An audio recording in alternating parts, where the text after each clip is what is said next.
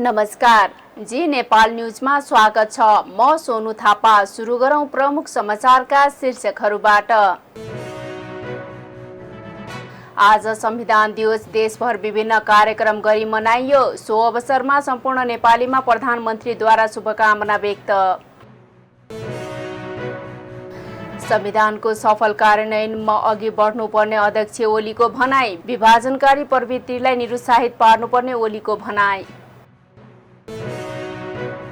काठमाडौँ उपत्यकामा पहिलो पटक द्रुत बस सेवा सञ्चालनमा। द्रुत बस सेवालाई उपत्यकाका अन्य स्थानमा पनि विस्तार गरिने यातायात मन्त्री ज्वालाको भनाई। भारत भ्रमण गर्दा अत्याधिक सावधानी अपनाउन आफ्ना नागरिकलाई क्यानाडाको आग्रह। भारतमा आतंकवादको खतरा रहेको भन्दै जारी गर्यो ट्राभल एडभाइजरी। र साफ U19 च्याम्पियनसिप भोलि काठमाडौँको दशरथ रङ्गशालामा सुरु हुँदै बिहिबार सुरु हुने प्रतियोगिता असोज 13 गतेसम्म सञ्चालन हुने। प्रधानमन्त्री पुष्पकमल दाहाल प्रचण्डले संविधान दिवसको अवसरमा सबै नेपालीहरूमा शुभकामना व्यक्त गर्नुभएको छ। संविधान दिवसको अवसरमा आज सन्देश जारी गर्दै प्रधानमन्त्री दाहालले स्वदेश तथा विदेशमा रहेका नेपालीहरूप्रति शुभकामना व्यक्त गर्नुभएको हो।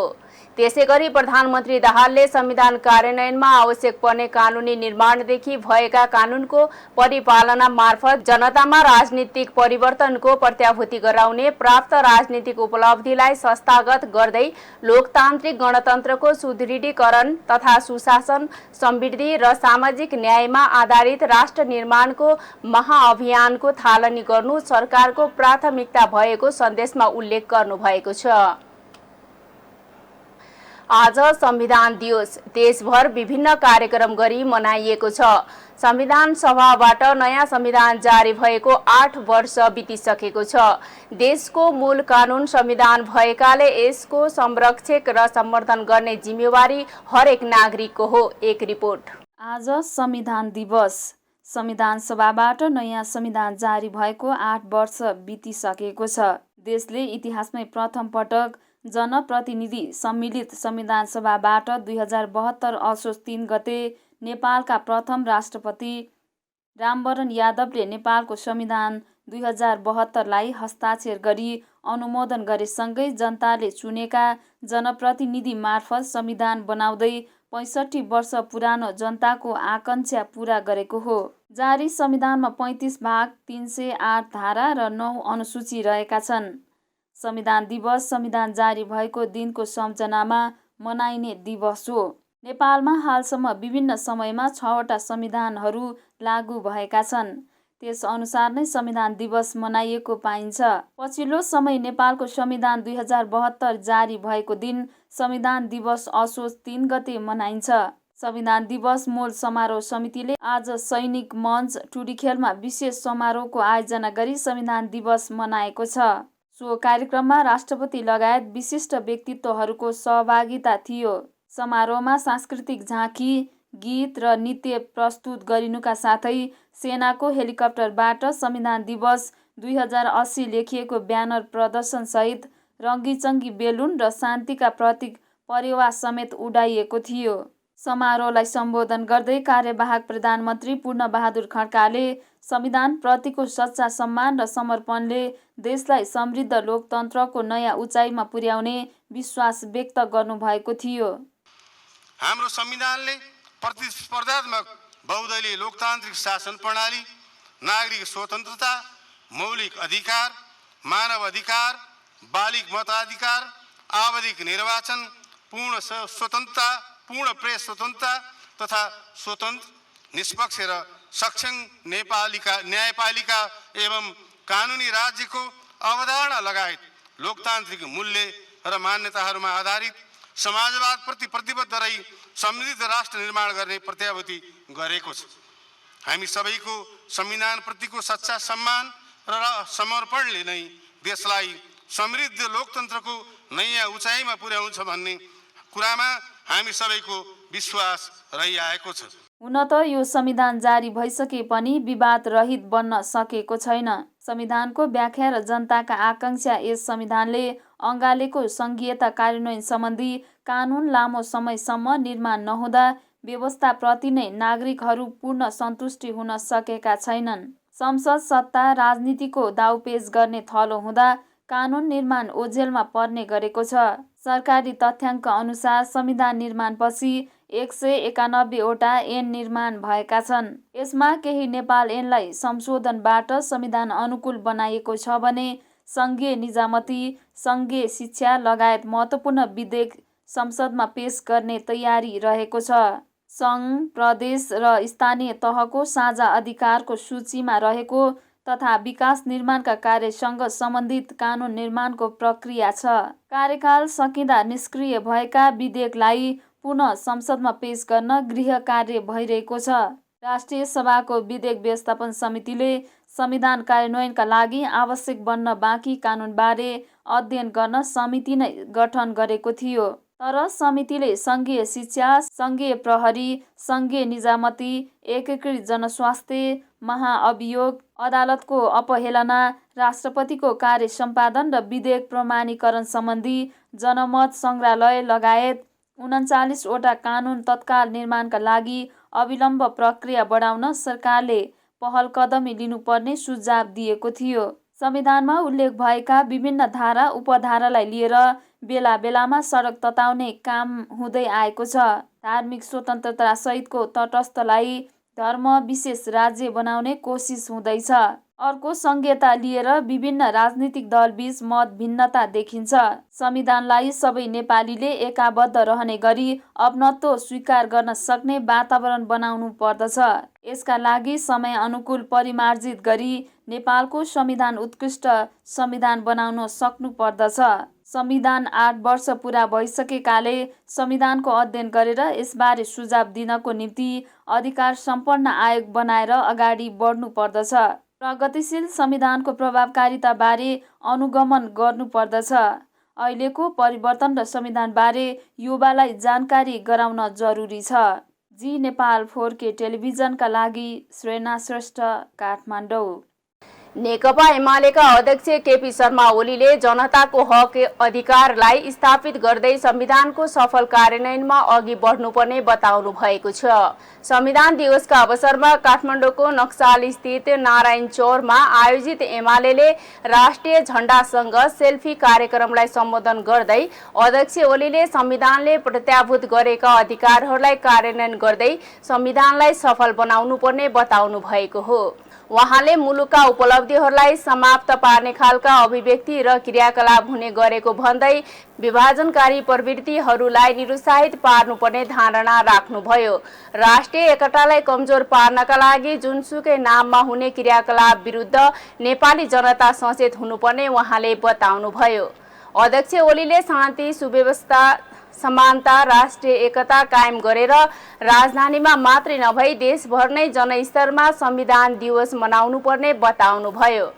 यस संविधानको रक्षा र यसको सही र सफल कार्यान्वयन यस पक्षमा छ। यसका निम्ति राज्यबाट औपचारिकता मात्रै होइन, हामीले जनस्तरबाट, जनताको तहबाट यो संविधान र संविधान जारी भएको दिनलाई हामीले जसरी राष्ट्रिय दिवसको रूपमा मनाइरहेका छौँ, यो सरकारी दिवस होइन, यो सरकारको पनि दिवस हो, यो जनताको, आम नेपाली जनताको दिवस हो, नेपालको उपलब्धि हो, नेपाली जनताको उपलब्धि हो, नेपालको भविष्यको गोरेटो हो यो संविधान। त्यसकारण नेपाली जनताका हकहरूको प्रत्याभूति हो, मौलिक हकहरूको र अन्य हकहरूको। यसरी हामीले लोकतान्त्रिक प्रणाली, राज्यका तीनटै अङ्गहरूको पृथक आफ्नै भूमिका, स्वतन्त्र भूमिका त्यसको संविधानले प्रत्याभूत गरेको छ। चेक एन्ड ब्यालेन्सका कुराहरू, शक्ति सन्तुलनका कुराहरूदेखि लिएर सबै कुराहरू यसमा समाहित छ। यो संविधान त्यसकारण हामीले प्रभावकारी कार्यान्वयन गर्दै देशमा शान्ति सुव्यवस्था, सामाजिक न्याय समानता, राष्ट्रिय एकता कायम गरेर यस उत्सवलाई पनि हामीले त्यसै रूपमा मनाउँ भन्ने हेतुले हामीले राष्ट्रिय दिवस जनस्तरबाटै मनाउने, वास्तवमै राष्ट्रिय दिवस, देशभरिका जनताको साझा दिवस।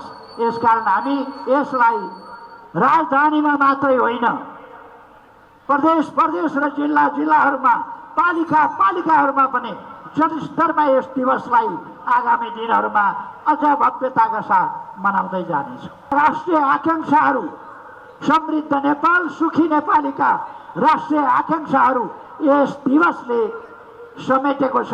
यस दिवसले यी आकांक्षाहरूलाई अगाडि बढाउन चाहेको छ। यसको राष्ट्रिय एकताको एउटा सबल सन्देश हाम्रो संविधान, जनताको संविधान, जनताले बनाएको संविधान, जनताका लागिको संविधान, देशका लागिको संविधान। यसै कारण हामीले संविधान जारी भएको दिनलाई राष्ट्रिय दिवस बनाएका छौँ।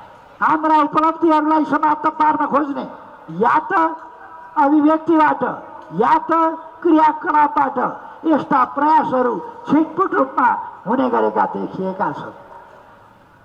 त्यस्ता क्रियाकलापहरूप्रति म दुःख व्यक्त गर्न चाहन्छु। राष्ट्रिय एकतालाई खलबल्याउने खालका, जुनसुकै नामका भए पनि राष्ट्रिय एकतालाई खलबल्याउने खालका विचारहरू सकारात्मक कुरा हुन सक्दैनन्।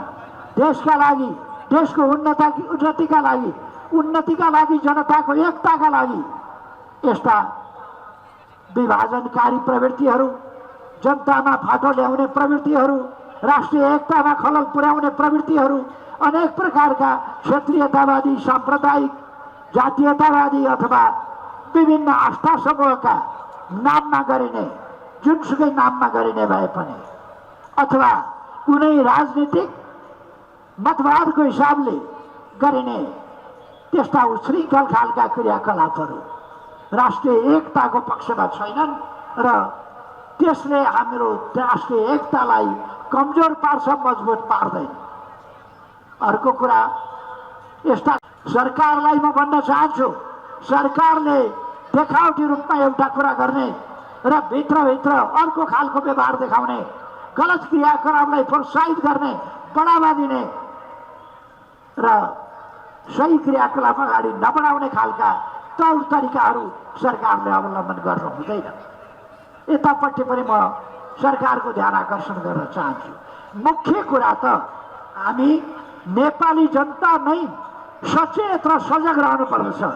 हामीले हाम्रा उद्देश्यहरूलाई बिर्सन हुँदैन, हाम्रो गन्तव्यलाई बिर्सन हुँदैन। नारायणचौरमा संविधानमा उल्लेख गोपनीयताको हक, शोषण विरुद्धको हक, शिक्षा सम्बन्धी हक, रोजगारीको हक लगायत लेखिएका बोर्डहरू राखिएका थिए भने सयौंको संख्यामा आएका नागरिकहरूले नेपाली झण्डाका साथमा सेल्फी खिचाएका थिए। पूर्व राष्ट्रपति विद्यादेवी भण्डारीले संविधानले मार्गदर्शन गरेका मूलभूत विषय र मर्मलाई समातेर कार्यान्वयनको पक्षमा जानुपर्ने बताउनु भएको छ।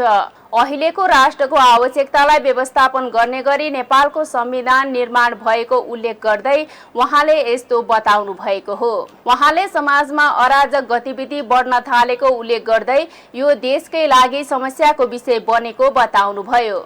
उहाँले देशमा युवा शक्तिको पलायन बढिरहेको भन्दै यस्ता समस्यालाई समाधान गर्न पहल, प्रयत्न र राष्ट्रिय एकता कायम गर्नुपर्ने बताउनुभयो। पूर्व राष्ट्रपति भण्डारीले देशको राष्ट्रिय अर्थतन्त्र कमजोर भएको उल्लेख गर्नुभयो।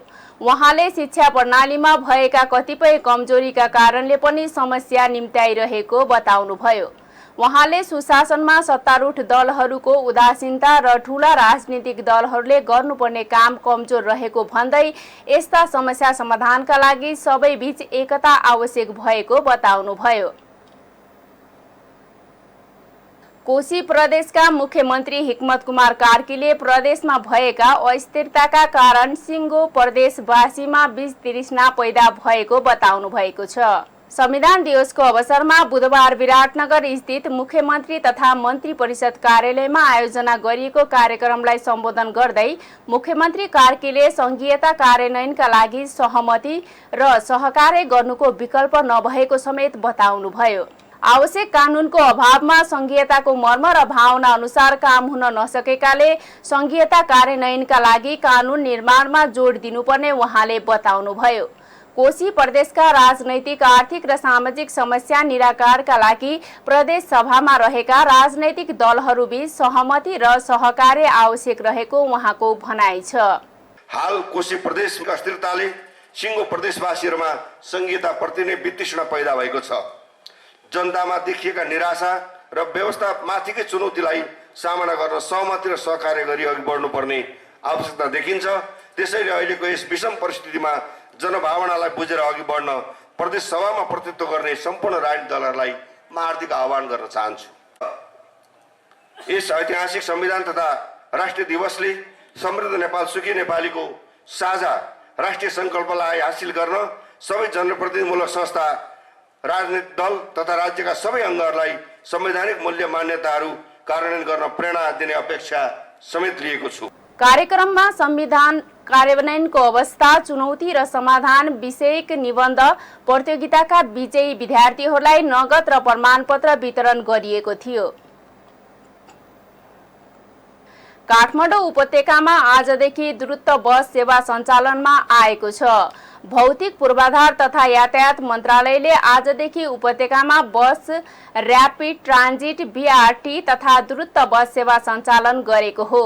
रत्नपार्क स्थित शान्ति बाटिकाबाट भौतिक पूर्वाधार तथा यातायात मन्त्री प्रकाश ज्वालाले द्रुत बसको उद्घाटन गरेका हुन्। एक रिपोर्ट। काठमाडौँ उपत्यकामा पहिलो पटक द्रुत बस सेवा सञ्चालन शुभारम्भ गरिएको छ। संविधान दिवसको अवसर पारेर भक्तपुरको सूर्य विनायकदेखि काठमाडौँको रत्नपार्क सडक खण्डमा सुरु गरिएको द्रुत बस सेवाको भौतिक पूर्वाधार तथा यातायात मन्त्री प्रकाश ज्वालाले शुभारम्भ गरेका हुन्। 13.4 किलोमिटरको उक्त सडक खण्डमा द्रुत बस सेवा सञ्चालनका लागि यसअघि नै मार्किङको काम सम्पन्न भइसकेको छ। गत सोमबार भौतिक पूर्वाधार तथा यातायात मन्त्री प्रकाश ज्वालाले सडक विभाग, ट्राफिक प्रहरी, यातायात व्यवस्था विभाग लगायत निकायसँग बैठक बसेर संविधान दिवसको दिनदेखि बस सेवा सुरु गर्न निर्देशन दिएका थिए। सोही अनुसार यातायात व्यवस्था विभाग, सडक विभाग, उपत्यका ट्राफिक प्रहरी कार्यालय, यातायात व्यवसायी राष्ट्रिय महासङ्घले द्रुत बस सेवा सञ्चालन गर्न थालेका हुन्। यस्तै द्रुत बस सेवा सञ्चालन शुभारम्भ गर्दै भौतिक पूर्वाधार तथा यातायात मन्त्री प्रकाश ज्वालाले पहिलो चरणमा सुरु गरिएको द्रुत बस सेवालाई उपत्यकाका अन्य स्थानमा पनि विस्तार गरिने बताए। द्रुत बस सेवालाई अवरोध नपुग्ने गरी निरन्तरता दिनका लागि निरन्तर अनुगमन र सरकारवालासँग छलफल गर्ने मन्त्री ज्वालाको भनाइ छ। त्यस्तै दशैं तिहार जस्ता चाडपर्वलाई मध्यनजर गर्दै यातायातलाई सुव्यवस्थित गर्नका लागि योजनाबद्ध रूपमा अघि बढ्ने मन्त्री ज्वालाले धारणा राखे। अहिले जुन ठाउँमा हामी सुरु गर्दैछौँ रत्नपार्कदेखि सूर्य विनायकसम्म, यतिमा मात्रै यो सेवा सीमित हुँदैन। हामी यसलाई विस्तार गर्दै जानेछौँ र निरन्तर रूपमा आज जुन उत्साहका साथ हामी यो कार्यको प्रारम्भ गर्दैछौँ त्यही उत्साह निरन्तर रूपमा सधैँको निम्ति रहने गरी हामी यो कामलाई अगाडि बढाउँछौँ। हामी त्यसको फलोअप गर्नेछौँ, अनुगमन गर्नेछौँ।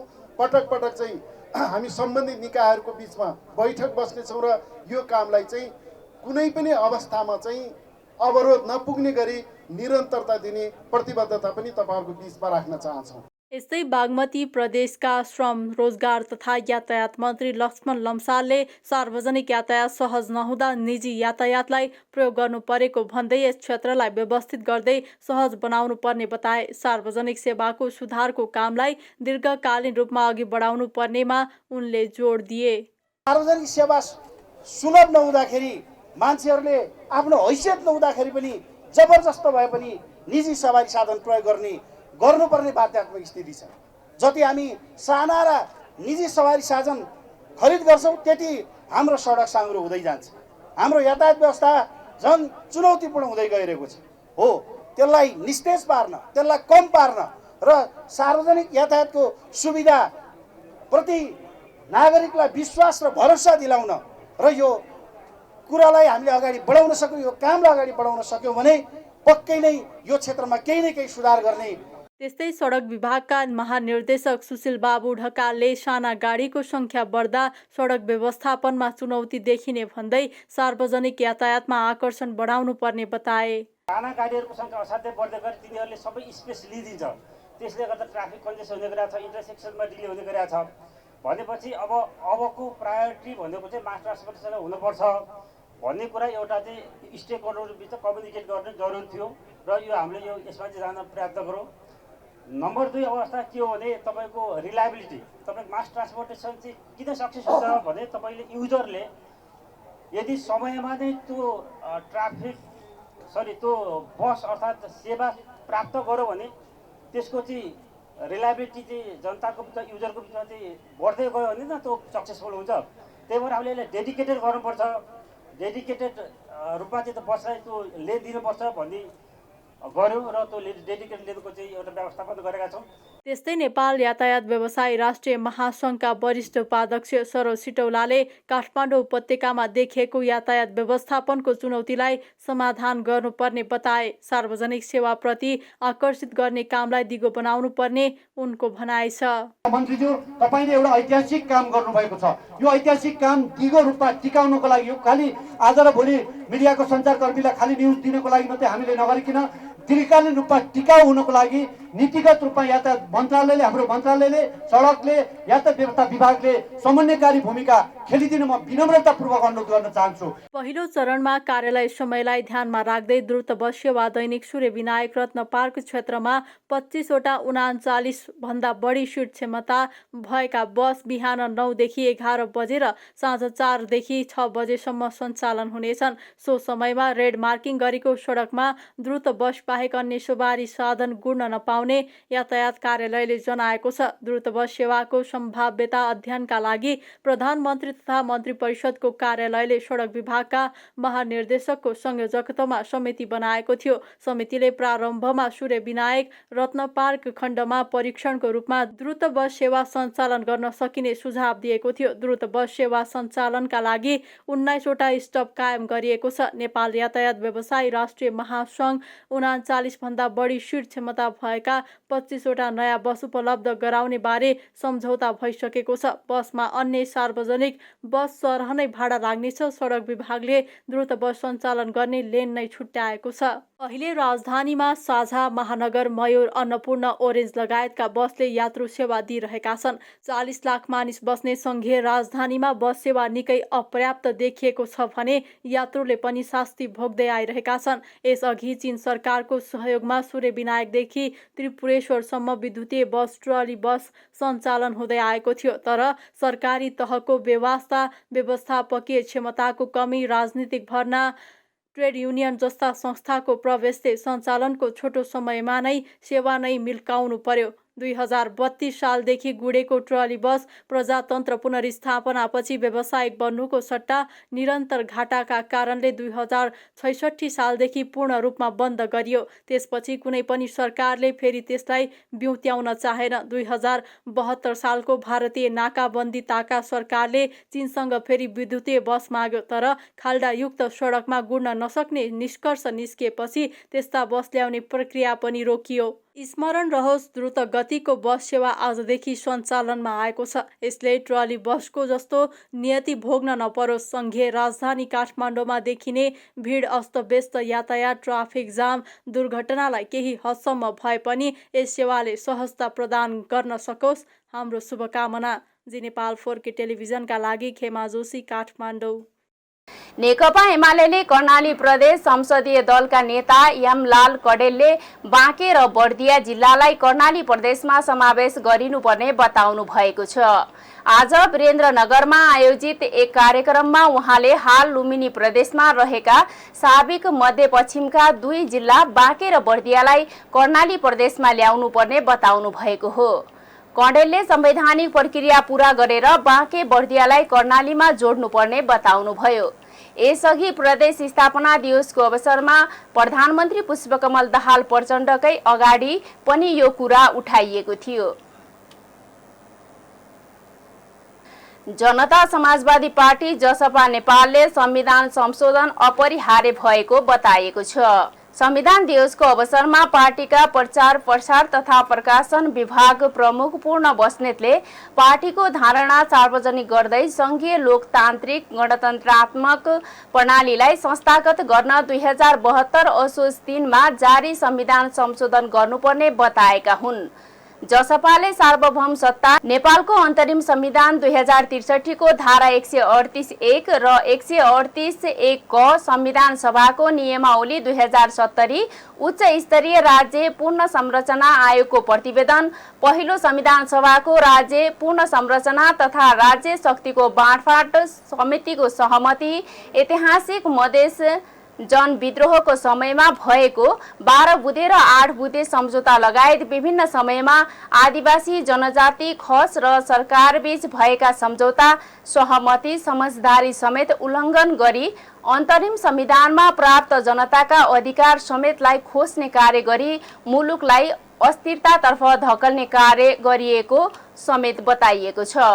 संसदमा दर्ता भएको शिक्षा सम्बन्धी विधेयकप्रति आपत्ति जनाउँदै शिक्षकहरूले काठमाडौँमा बृहत प्रदर्शन गरेका छन्। विद्यालय शिक्षा सम्बन्धी कानूनलाई संशोधन र एकीकरण गर्न बनेको विधेयक 2080 शिक्षकहरूको हक हित विपरीत भएको भन्दै नेपाल शिक्षक महासंघको अगुवाईमा बुधबार काठमाडौँ माइतीघरदेखि नयाँ बानेश्वरसम्म बृहत प्रदर्शन गरिएको हो। सरकारले आह्वान गरेको वार्ता समेत अस्वीकार गर्दै महासंघले विद्यालयमा पठन पाठन बन्द गर्ने सहितको आन्दोलन गरेको हो। विधेयकले अस्थायी प्रकृतिका शिक्षकहरूको स्थायित्व, विद्यालय कर्मचारीको दरबन्दी सिर्जना, विद्यालय संरचना बाहिर रहेका बाल कक्षा शिक्षकहरूको सवालमा ध्यान दिन नसकेको महासंघको आरोप छ।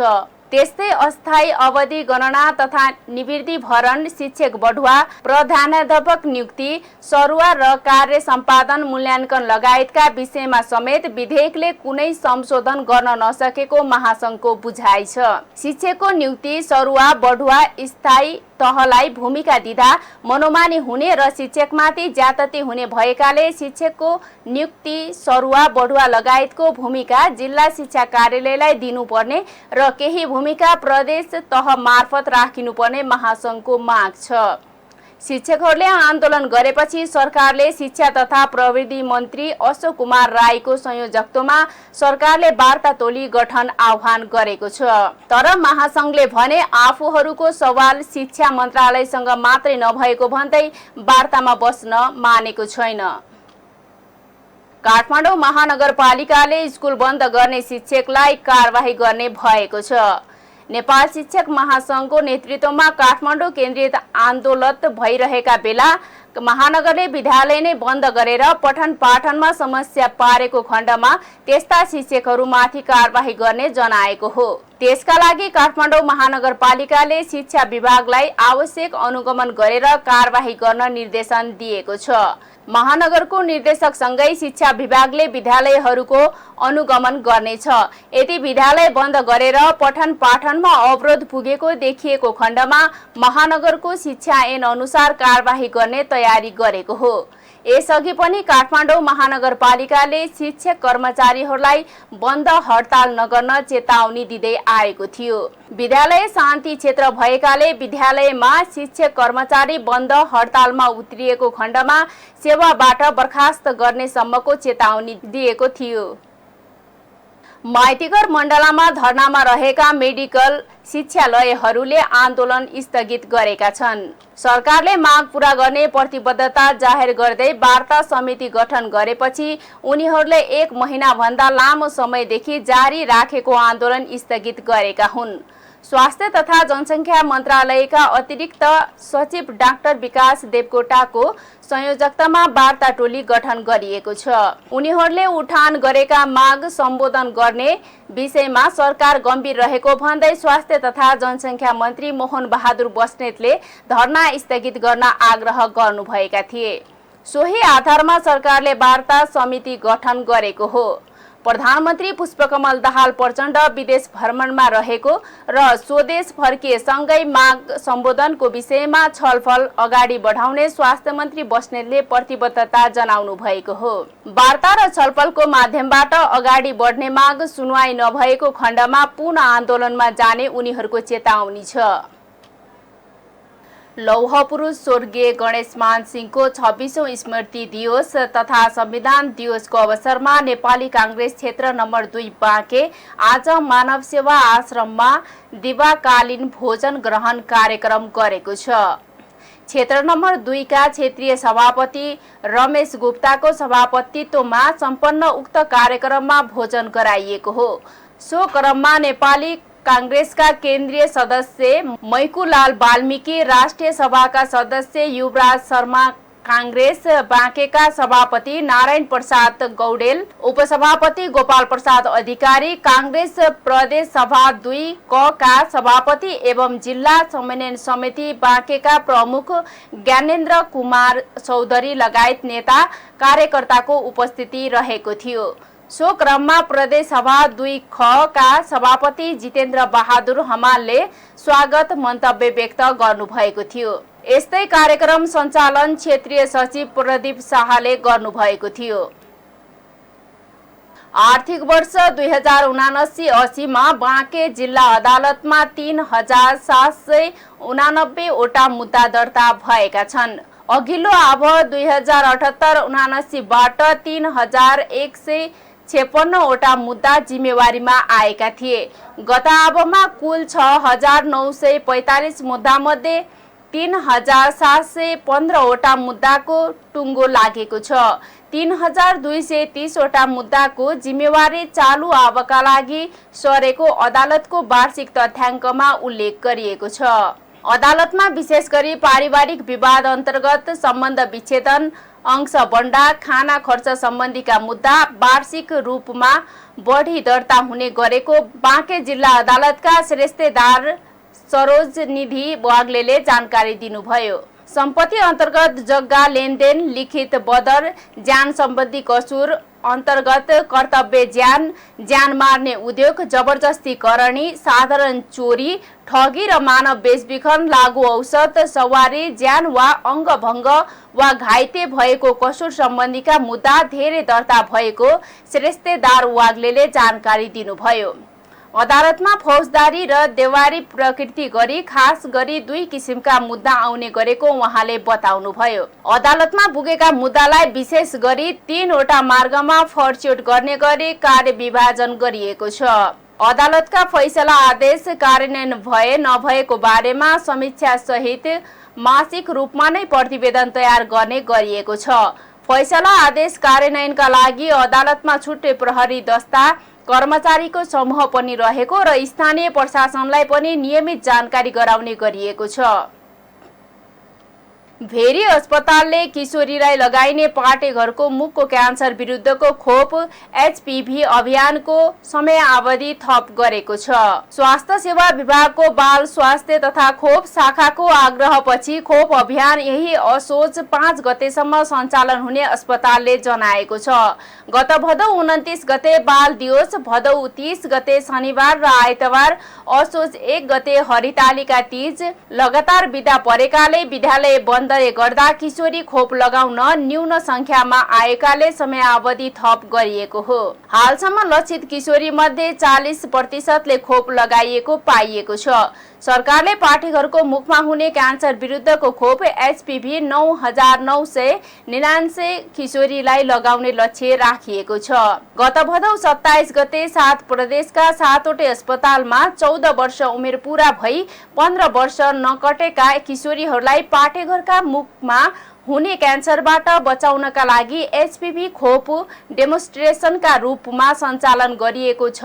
मन्त्रालयले सबै किशोरीका अभिभावकलाई खोप लगाउनका लागि खोप केन्द्रमा लैजान आग्रह गरेको छ। बाँकेका विभिन्न ठाउँमा लगाइएको धान बालीमा गबारो किराको प्रकोप देखिएको छ। गबारो किराका कारण धान खेतमै सुक्न थालेपछि किसान चिन्तित भएका छन्। केही दिन यता बाँकेका सबै पालिकामा गबारो किराको प्रकोप तीव्र रूपमा फैलिएको छ। पसाउन थालेको धान बाली गबारो किराले नष्ट गरेपछि किसानहरू निराश छन्। जिल्लाका बैजनाथ गाउँपालिका र कोहलपुर गाउँपालिकामा करिब 35% धान खेतीमा गबारो किराको प्रकोप देखिएको जानकारी आएको कृषि ज्ञान केन्द्र नेपालगञ्जले जनाएको छ। कृषि ज्ञान केन्द्र नेपालगञ्जका कृषि विज्ञ जीवन कुमार केसीले गबारो किराको प्रकोपले बैजनाथ र कोहलपुर सबैभन्दा बढी प्रभावित भएको जनाउँदै अन्य गाउँपालिकामा पनि प्रकोप देखिन थालेको बताउनुभयो। बाँकेको खजुरामा 1 क्विन्टल बढी गोरुको मासुसहित एकजनालाई प्रहरीले पक्राउ गरेको छ। खजुरा गाउँपालिका 8 रनियापुरबाट 1 क्विन्टल बढी गोरुको मासु सहित पक्राउ गरिएको प्रहरीले जनाएको छ। गोप्य सूचनाका आधारमा इलाका प्रहरी कार्यालय धनौलीको टोलीले बुधबार बिहान गोरुको टाउको सहित मासु ढुवानी गर्ने सवारी साधन र एकजना मासु कारोबार गर्ने व्यक्तिलाई पक्राउ गरेको हो। गाई काट्ने कार्यमा संलग्न व्यक्ति भने प्रहरी पुग्ना साथ फरार भएको इलाका प्रहरी कार्यालय खजुराका प्रहरी निरीक्षक अशोक मल्लले बताउनुभयो। उहाँले थप अनुसन्धान जारी रहेको भन्दै पक्राउ परेका व्यक्तिको नाम खुलाउनुभयो। अब अर्थ समाचार। सन् 2023मा नेपालको आर्थिक वृद्धि दर 4.3% मा सीमित रहने एसियाली विकास बैंक एडीबीले प्रक्षेपण गरेको छ। बुधबार एक रिपोर्ट सार्वजनिक गर्दै एडीबीले यस्तो प्रक्षेपण गरेको हो। जबकि सरकारले यो वर्ष 6% को आर्थिक वृद्धि दरको लक्ष्य राखेको छ। आज एसियन डेभलपमेन्ट आउटलुक 2023 रिपोर्ट सार्वजनिक गर्दै एडीबीले कोभिड महामारीपछि लगातार 2 वर्ष बलियो आर्थिक वृद्धि हासिल गरे पनि गत आर्थिक वर्षमा वृद्धि दर अपेक्षित भन्दा बढी नै घटेको उल्लेख गरेको छ। गत आर्थिक वर्षमा आर्थिक वृद्धि दर 1.9% मा सीमित भए पनि यस वर्ष भने नेपालको आर्थिक वृद्धि दर विस्तार हुँदै 4.3% पुग्ने एडीबीले आफ्नो रिपोर्टमा उल्लेख गरेको छ। यस्तै चालु आर्थिक वर्षमा नेपालको मुद्रास्फीति उपभोग्य बजार महँगी समेत घटेर 6.2% हाराहारीमा सीमित हुने एडीबीको प्रक्षेपण छ। गत वर्ष यस्तो मुद्रास्फीति 7.7% पुगेको एडीबीको रिपोर्टमा उल्लेख छ। केन्द्रीय बैंकले नीतिगत दर घटाएका कारण ब्याज दर कम हुने र आर्थिक गतिविधिले गति लिने एडीबीको अनुमान छ। अब अन्तर्राष्ट्रिय समाचार। क्यानाडाले भारतका लागि नयाँ ट्राभल एडभाइजरी जारी गरेको छ।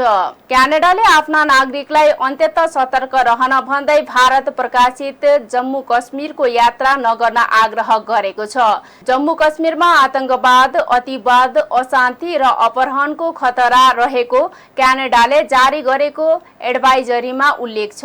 यस्तै पाकिस्तानसँग सीमा जोडिएको भारतका गुजरात, पन्जाब र राजस्थानका क्षेत्रमा नजान पनि क्यानाडाले आफ्ना नागरिकलाई आग्रह गरेको छ।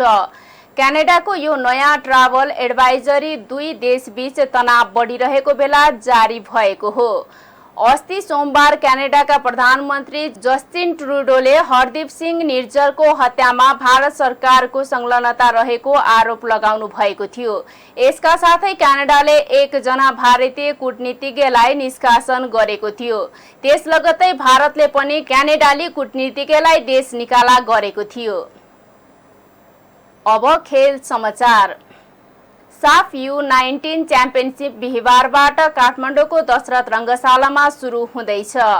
प्रतियोगितामा नेपाल, पाकिस्तान, श्रीलङ्का, भारत, बङ्गलादेश र मालदिव सहभागी छन्। नेपाल रहेको समूह ए मा पाकिस्तान र मालदिव छन्। समूह बी मा भारत, बङ्गलादेश र भुटान रहेका छन्। नेपालले बिहिबार पाकिस्तानसँग खेल्दै प्रतियोगिताको सुरुवात गर्नेछ। दोस्रो खेलमा सोमबार मालदिवसँग खेल्नेछ। प्रतियोगिता अघि बुधबार एन्फा कम्प्लेक्स सातो बाटोमा आयोजित प्रिम्याच कन्फरेन्समा सबै टोलीका प्रशिक्षक तथा कप्तानहरूले च्याम्पियनशिपको तयारी राम्रो भएको भन्दै उत्कृष्ट नतिजा आउने विश्वास व्यक्त गरेका छन्। प्रिम्याच कन्फरेन्समा U19 राष्ट्रिय फुटबल टोलीको मुख्य प्रशिक्षक सुनिल श्रेष्ठले साफको तयारी निकै राम्रो बताउनुभयो। खेलाडीहरूले निकै मेहनत गरेको भन्दै नतिजा पनि राम्रो आउने उहाँको भनाइ छ। त्यस्तै U19 नेपाली फुटबल टिममा कप्तान जियारथ शेखले सबै तयारी राम्रो भएको बताउनुभयो। हाम्रो प्रिपरेसन भनेपछि सबै राम्रो भएको छ। सानो समयमै एकदम धेरै राम्रो भइरहेछ। आशा छ भोलिको रिजल्ट राम्रो हुनेछ। त्यस्तै अन्य सहभागी देशका प्रशिक्षक तथा खेलाडीहरूले पनि ट्रफी घर लैजाने गरी तयारी गरिएको बताएका थिए। बिहीबार सुरु हुने प्रतियोगिता असोज 13 गतेसम्म सञ्चालन हुनेछ। प्रतियोगिताका सबै खेल काठमाडौँको त्रिपुरेश्वर स्थित दशरथ रङ्गशालामा हुने एन्फाले जनाएको छ। खेल समाचारसँगै हामी जी नेपाल न्युजको अन्त्यमा आइसकेका छौं। जाँदा जाँदै प्रमुख समाचारका शीर्षकहरू पुनः एकपटक। आज संविधान दिवस देशभर विभिन्न कार्यक्रम गरी मनाइयो। सो अवसरमा सम्पूर्ण नेपालीमा प्रधानमन्त्रीद्वारा शुभकामना व्यक्त। संविधानको सफल कार्यान्वयनमा अघि बढ्नुपर्ने अध्यक्ष ओलीको भनाई। विभाजनकारी प्रवृत्तिलाई निरुत्साहित पार्नुपर्ने ओलीको भनाई। काठमाडौँ उपत्यकामा पहिलो पटक द्रुत बस सेवा सञ्चालनमा। द्रुत बस सेवालाई उपत्यकाका अन्य स्थानमा पनि विस्तार गरिने यातायात मन्त्री ज्वालाको भनाई। भारत भ्रमण गर्दा अत्याधिक सावधानी अपनाउन आफ्ना नागरिकलाई क्यानाडाको आग्रह। भारतमा आतंकवादको खतरा रहेको भन्दै जारी गर्यो ट्राभल एडभाइजरी। र साफ U19 च्याम्पियनसिप भोलि काठमाडौँको दशरथ रङ्गशालामा सुरु हुँदै बिहीबार सुरु हुने प्रतियोगिता असोज 13 गतेसम्म सञ्चालन हुने। प्रमुख समाचारका शीर्षकसँगै अहिलेका लागि जी नेपाल न्युज सकियो। ताजा समाचार र मनोरञ्जनका लागि जी नेपाल 4K टेलिभिजन हेर्दै गर्नुहोला। नमस्कार।